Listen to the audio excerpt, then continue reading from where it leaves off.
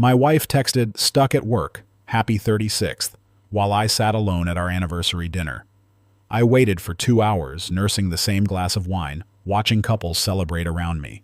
But when the waiter finally brought the check, she leaned in close and whispered 7 words that shattered my entire world. Your wife is in private dining room 5 with her boyfriend." I stood up slowly, my legs shaking, and walked toward that door. What I saw when I opened it wasn't just betrayal. It was something so twisted, so calculated, that it would take me months to understand the full scope of what had been done to me. And the man sitting across from my wife, feeding her dessert with a silver spoon? That revelation was the part that nearly destroyed me completely. My name is Nathan Pierce. I'm 49 years old, and until that night, I thought I had a pretty good handle on my life. I owned a successful accounting firm in Denver, made decent money, lived in a nice house in Cherry Creek, and had been married to Rebecca for 18 years. Sure, things weren't perfect. What marriage is after nearly 2 decades? But I never suspected, not once, that the woman I'd built my entire adult life around was capable of what she'd been doing. Before I tell you what happened in that private dining room, you need to understand something about Rebecca and me. We'd met at a corporate tax seminar when I was 31 and she was 28. I know that sounds incredibly boring, and it was. But Rebecca had this way of making even the most mundane topics interesting. She was working as a marketing consultant then, smart and ambitious. With auburn hair she wore pulled back in a professional bun that made her look older than she was. Our courtship was practical, efficient, like everything else in my life. We dated for 2 years, got engaged because it made sense, and married in a small ceremony that satisfied both our families without breaking the bank. No fireworks, no grand gestures, just 2 professionals building a life together with the same care I'd use to build a financial portfolio for a client. The first 10 years were good. Rebecca's consulting business grew steadily. My firm expanded from just me and a secretary to a team of 6 accountants handling clients across 3 states. We bought the house in Cherry Creek, renovated it ourselves over the course of 3 years, and hosted dinner parties where we'd serve wine that cost more than my first car and pretend we understood the difference. But somewhere around year 12, things started shifting. Nothing dramatic, just small changes that I noticed but didn't really process. Rebecca started working later, taking calls in other rooms, becoming more interested in her appearance. She joined a gym, hired a personal trainer, bought clothes that seemed designed for someone younger, someone trying to prove something. I should have paid more attention. But I was busy with tax season, with difficult clients, with expansion plans for the firm, and, honestly, part of me was relieved that Rebecca seemed happier, more energized. I told myself it was good that she was taking care of herself, pursuing her interests, not depending on me for all her emotional fulfillment. If you're enjoying this story and want to hear more true accounts of betrayal, justice, and unexpected revelations, please hit that subscribe button and turn on notifications. Drop a comment below sharing your thoughts on what you'd do in this situation. And if this story resonates with you, give it a like so more people can find it. Now let me tell you what led to that devastating anniversary night. The day of our 18th anniversary started like any other Wednesday. I woke up at 6, made coffee, and found Rebecca already dressed for work in a navy blue suit I'd never seen before. She was putting on earrings when I walked into our bedroom. "Happy anniversary," I said, kissing her cheek. She smiled, but it didn't quite reach her eyes. "Happy anniversary, Nathan.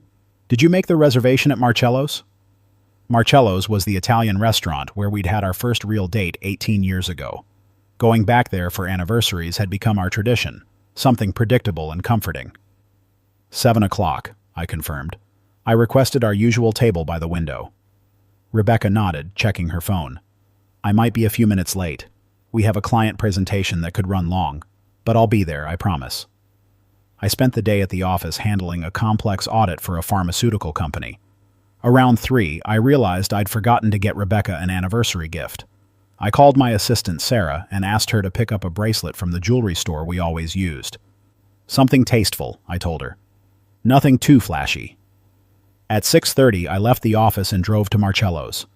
The restaurant looked exactly as it had 18 years ago. Same burgundy awnings, same soft lighting through the windows. I'd worn my good suit, the charcoal one Rebecca said made me look distinguished, and I'd even stopped to buy flowers from the vendor on the corner. The hostess, a young woman named Maria who'd worked there for years, greeted me warmly. "Mr. Pierce, good to see you. Your table is ready." She led me to our spot by the window, the same table where I'd nervously asked Rebecca what she thought about getting serious all those years ago. I ordered a bottle of Chianti, the same wine we'd shared on that first date, and checked my watch. 6:45. Rebecca would be here in 15 minutes, except she wasn't. At 7:15, I texted her. "Everything okay? I'm at the table." She responded immediately. "Presentation running late. So sorry. Should be done soon." I ordered an appetizer, some bruschetta I didn't really want, and watched other couples around me.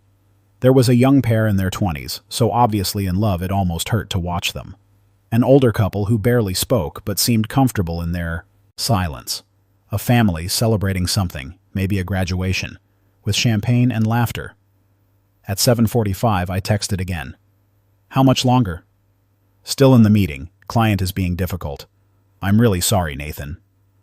The waiter, a kind-faced man named Antonio, who'd served us many times over the years, approached gently. "Would you like to order, Mr. Pierce, or wait a bit longer?" "I'll wait," I said, forcing a smile. "She'll be here."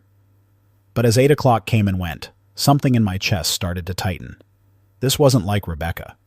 Even when she was busy, even when work was crazy, she'd always made time for our anniversaries. It was one of the few traditions we actually maintained.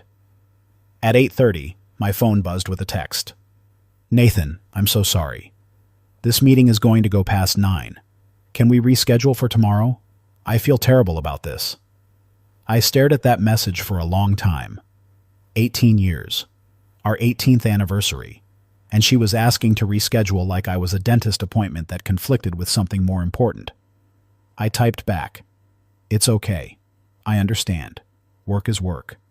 But I didn't leave. Something made me stay in that chair, nursing my wine, feeling the weight of 18 years pressing down on my shoulders. The restaurant was starting to empty out. 9 o'clock came, then 9:15. That's when the new waitress approached. She was young, maybe early 20s, with nervous hands and an expression that suggested she was debating whether to say something. She set down the check, then leaned in close enough that I could smell her perfume, something floral and cheap. "Mr. Pierce," she whispered, glancing toward the back of the restaurant. "I probably shouldn't say anything, but I've been watching you sit here alone all night, and I think you should know. Your wife is in private dining room number 5, with her boyfriend. They've been there since 7. The world stopped moving. Everything went silent except for the sound of my own heartbeat pounding in my ears. "What did you say?" She looked genuinely pained.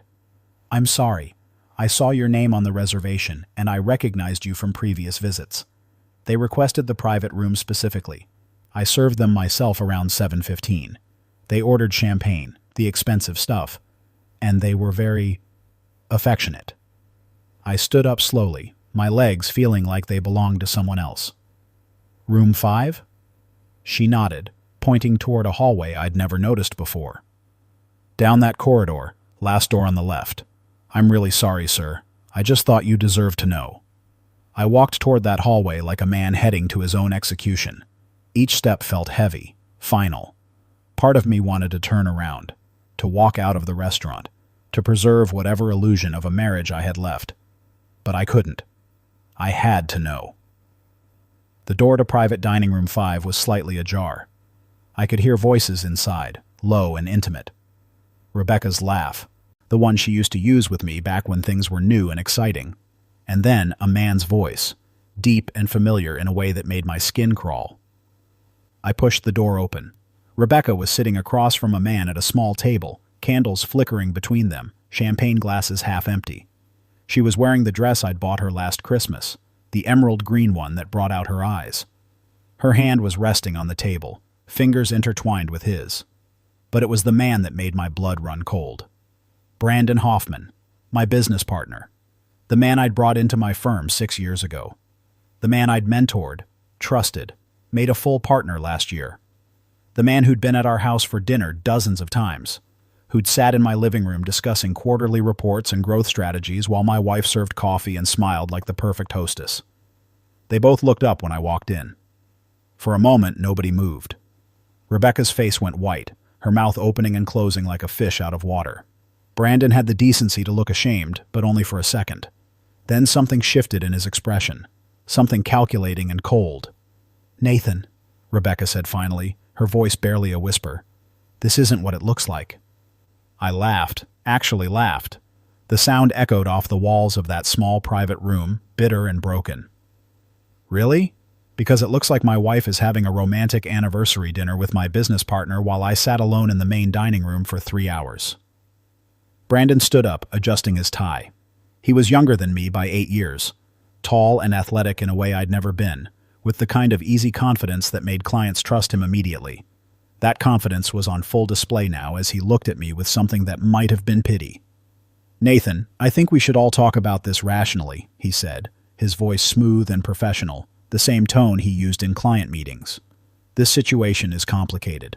"Complicated," I repeated. "My wife is cheating on me with my business partner on our anniversary, and you think this is complicated?" Rebecca reached for her purse, pulling out tissues like they could somehow fix this. "Nathan, please, let me explain. It's not as simple as you think." "Then make it simple for me, Rebecca. How long has this been going on?" She looked at Brandon, some silent communication passing between them. That look, that unconscious synchronization, told me everything I needed to know about how deep this betrayal went. 2 years, she said finally. "It's been 2 years. 2 years. I did the math quickly, my accountant's brain working even through the shock.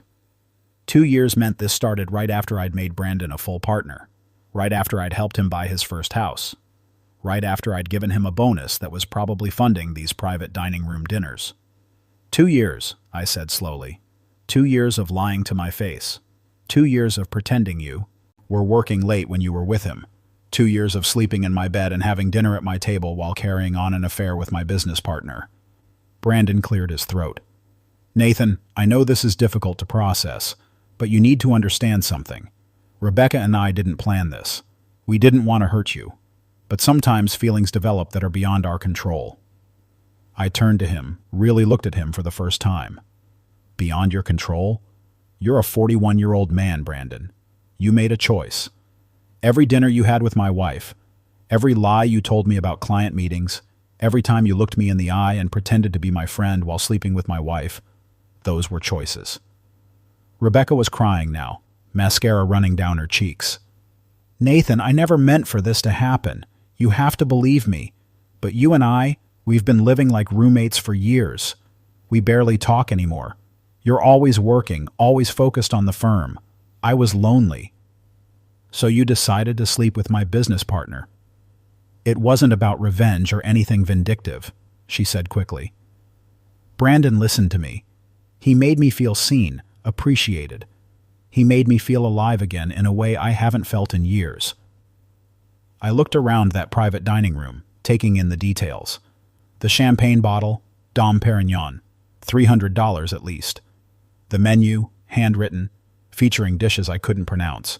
The roses on the table, the kind Rebecca always said she preferred to the carnations I usually bought. "This was supposed to be our anniversary," I said quietly. 18 years, Rebecca. 18 years of building a life together. And you chose to spend it with him." Brandon stepped forward, and for a moment I thought he was going to try to put his hand on my shoulder in some misguided attempt at comfort. "Nathan, the reason we're here tonight, the reason we did this on your anniversary, is because we need to talk to you about something important. Rebecca and I have been discussing our future, and we think it's time to be honest about everything." "Honest?" I repeated. "You want to be honest now after 2 years of lies?" Rebecca wiped her eyes, smudging her mascara even more. "We want to be together, Nathan. Really together, not sneaking around anymore. Brandon and I, we're in love. We want to build a life together." The words hit me like physical blows. In love. Build a life together. These were the words Rebecca had said to me 18 years ago when I'd proposed. Now she was using them to explain why she was leaving me for my business partner. "I want a divorce," she continued, her voice steadier now. "I've already spoken to a lawyer. We can make this as painless as possible. I'm not going to fight you on assets or anything like that. I just want us both to be able to move forward and be happy." I looked at Brandon, who was nodding along like this was a reasonable business proposal we were discussing. And what? About the firm? What about our partnership? Brandon had the audacity to smile. That's actually the other thing we need to discuss. I think it might be best if I buy you out. The firm has grown significantly since I came on board, and with my client relationships and Rebecca's marketing expertise, we could really take things to the next level. The full picture snapped into focus with stunning clarity. This wasn't just an affair. This was a calculated takeover. Brandon wasn't just stealing my wife. He was stealing my business, my reputation, everything I'd built over 20 years of hard work. You planned this, I said slowly. Both of you.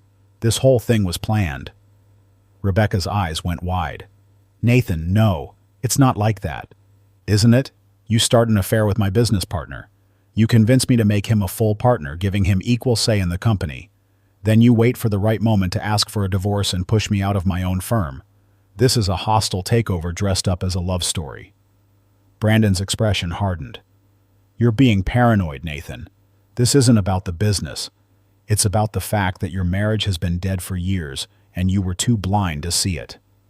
My marriage was fine until you decided to interfere with it. Your marriage was a convenience, Brandon shot back. Rebecca told me everything. How you treat her like an accessory, something to display at client dinners but ignore the rest of the time. How you haven't taken a real vacation in 5 years because you're too obsessed with growing the firm. How you forgot her birthday last year because you were closing a deal. I looked at Rebecca. You told him about my forgetting your birthday? She nodded, not meeting my eyes. I tell him everything, Nathan. That's what people do when they're in love. They share their lives. The hurt was starting to transform into something else now. Anger, yes, but also clarity. I could see the situation for what it really was. Two people who'd betrayed me, used me, and were now trying to make me feel guilty about their choices. I need some time to think about all this, I said finally. But I want you to know something, both of you. You might think you've won, that you've outsmarted me, taken everything I've built, but you forgot something important. What's that? Brandon asked, his voice dripping with condescension. I'm a forensic accountant. I built my reputation on finding hidden money, tracking paper trails, uncovering fraud. And I'm very, very good at my job. I turned and walked out of that private dining room, leaving them sitting there with their champagne and their plans. As I passed through the main dining room, the young waitress who'd told me the truth caught my eye. I stopped at her station and handed her $500 bills from my wallet. Thank you for your honesty, I said. It's rarer than you'd think. The next morning I went to the office at 5 a.m., 2 hours before anyone else would arrive. I had keys to everything, access to all the files, all the computers, all the records, and I started digging. Brandon had been sloppy. Maybe he thought I trusted him too much to check, or maybe he'd gotten arrogant after 2 years of getting away with his affair. Either way, the evidence was everywhere once I knew to look for it. Expense reports for client dinners that never happened. Hotel rooms charged to the company card in cities where we had no clients. Consulting fees paid to Rebecca's marketing company for work she'd never actually done. And most damning of all, emails between Brandon and Rebecca discussing their plans to push me out of the firm, complete with strategies for making me look incompetent to our clients. They'd been planning this for at least 8 months, every detail carefully orchestrated. The affair was just one piece of a larger scheme to take everything I'd built and make it their own. By 8 a.m., I had compiled a file that would destroy both of them. Financial fraud, embezzlement, breach of fiduciary duty. Brandon hadn't just betrayed me personally. He'd stolen from our company, from our clients, from every person who'd trusted us with their financial security. I called my lawyer, Richard Donovan, an old friend from college who specialized in business litigation. He came to the office within an hour, reviewed my evidence, and let out a low whistle. Nathan, this is enough to send Brandon to prison, Richard said, flipping through the documents. And Rebecca's complicity is well documented here. She knew about the embezzlement, helped facilitate it through fraudulent consulting contracts. I want to file criminal charges, I said. Both of them. Richard nodded slowly. I'll contact the district attorney's office today. But Nathan, you should know this is going to get ugly. These things always do. Brandon will hire lawyers, try to discredit you, make you look vindictive. Let him try. I have the truth, and I have the evidence. That's more than enough. The arrests happened 3 weeks later. The police showed up at Brandon's house at 6 in the morning and led him away in handcuffs while his neighbors watched.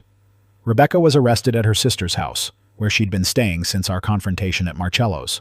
The charges were extensive: wire fraud, embezzlement, conspiracy to commit fraud.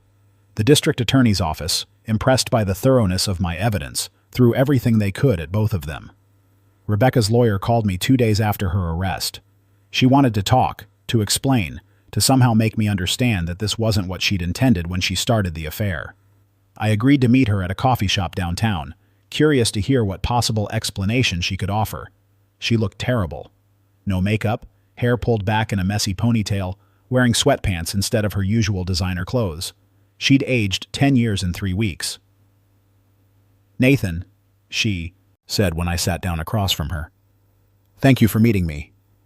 I'm only here to see if you've come to your senses." She nodded, wringing her hands. "I made a mistake, a terrible mistake. Brandon convinced me that we could have it all: the business, each other, a new life. He made it sound so easy, so reasonable. I was stupid to believe him." "You were more than stupid, Rebecca. You were criminal." "I know," she whispered. "My lawyer says I could face up to 5 years in prison. Brandon could get 10. Our lives are over. You should have thought about that before you decided to steal from me." She looked up, tears streaming down her face. "Is there any way we could work this out? Any way you could drop the charges? I'll give you everything, Nathan. The divorce will be on your terms completely. I'll walk away with nothing. Just please don't let them send me to prison." I sat there looking at this woman I'd spent 18 years with, the woman who'd promised to stand by me through everything, and I felt nothing but cold satisfaction. "No," I said simply. "You made your choices, Rebecca. Now you live with the consequences." The trial lasted 3 months. Brandon tried to claim I'd framed him, that I was a jealous husband inventing evidence. But forensic accounting doesn't lie. The jury saw the paper trail, the emails, the fraudulent charges. They deliberated for less than 4 hours. Brandon got 8 years in federal prison. Rebecca got 3 years plus 5 years probation. Their lawyers filed appeals, but Richard told me they had almost no chance of success.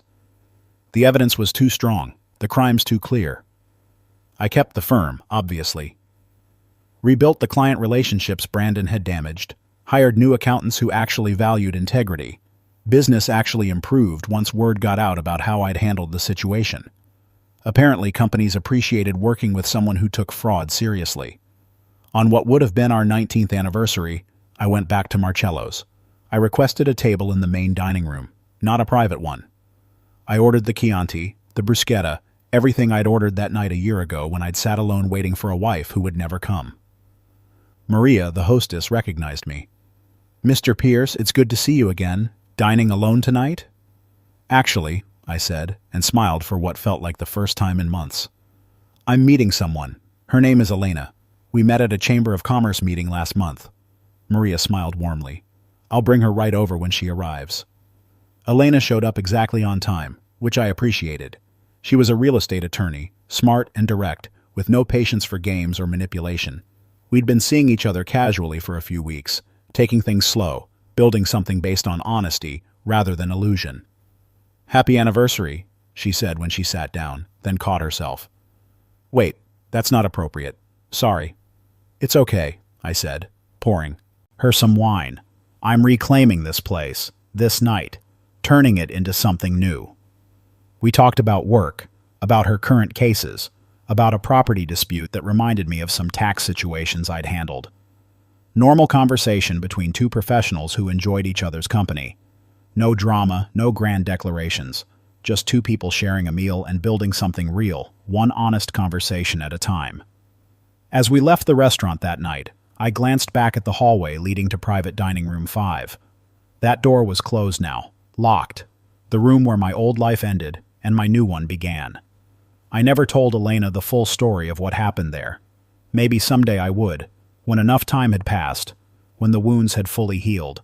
But for now, it was enough to walk out of Marcello's with someone who valued honesty, who understood that trust was the foundation of everything, and who would never dream of destroying someone's life for personal gain. If this story moved you or made you think about trust and betrayal differently, please share it in the comments below. Let me know what you would have done in my situation. And don't forget to subscribe for more true stories about justice, redemption, and the strength it takes to rebuild your life after betrayal.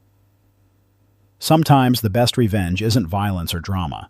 It's simply refusing to let the people who hurt you destroy who you are. Rebecca and Brandon tried to take everything from me: my wife, my business, my reputation. But they forgot the most important thing. You can't build a future on a foundation of lies. Eventually, the truth comes out. And when it does, the only thing left standing is your character. Mine was strong enough to survive their betrayal. And in the end, that was all that mattered.